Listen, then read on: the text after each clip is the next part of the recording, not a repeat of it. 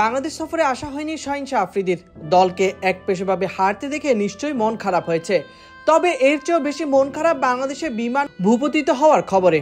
পাকিস্তানের সাবেক অধিনায়ক এক শোকবার্তায় মুখ খুলেছেন বাংলাদেশের হৃদয় বিতরক ঘটনা নিয়ে। বাংলাদেশ সফরে না এলেও বাংলাদেশের এই দুঃখের দিনে ঠিকই পাশে দাঁড়িয়েছেন পাকিস্তানি সুপারস্টার শাহিন শাহ আফ্রিদি। বাংলাদেশে বিমান ভূপতিত হওয়ার ঘটনায় তিনি লিখেছেন, হৃদয় বিতরক এবং মর্মান্তিক। বাংলাদেশের এই ঘটনা ক্ষতিগ্রস্তদের জন্য দোয়া, পরিবারগুলোর জন্য অলৌকিক কিছু এবং শক্তি কামনা করছি। মাইলস্টোন স্কুল অ্যান্ড কলেজে বিমান ভূপতিত হওয়ার ঘটনায় অন্য সবার মতো শোকে স্তব্ধ সাকিব আল হাসানও। সোমবার সন্ধ্যায় নিজের ফেসবুক অ্যাকাউন্ট থেকে দেওয়া আবেগঘন বার্তায় তিনি জানান, আক্রান্ত পরিবারের কষ্ট তার নিজের কষ্ট বলেই মনে হচ্ছে। এই কঠিন সময় সবাইকে পাশে দাঁড়ানোর আহ্বান জানিয়েছেন জাতীয় দলের সাবেক এই অধিনায়ক। ফেসবুক পোস্টে সাকিব লিখেছেন, আজ মাইলস্টোন স্কুলে ঘটে যাওয়া মর্মান্তিক ঘটনা আমাদের সবাইকে গভীরভাবে নাড়া দিয়েছে।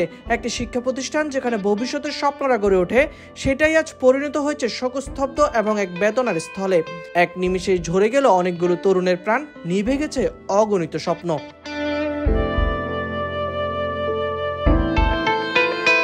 সাকিবকেও ছুঁয়ে গেছে উত্তরার এই ঘটনার শোক। লিখেছেন, একজন বাবা হিসেবে, একজন বাংলাদেশী হিসেবে এবং একজন মানুষ হিসেবে এই শোক, এই যন্ত্রণা আমি গভীরভাবে অনুভব করছি। প্রতিটি পরিবারের কষ্ট আমার নিজের বলেই মনে হচ্ছে।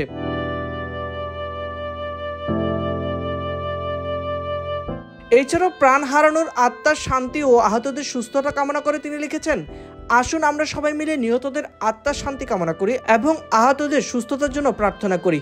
এই কঠিন সময়ে আমরা যেন একে অপরের পাশে দাঁড়াই।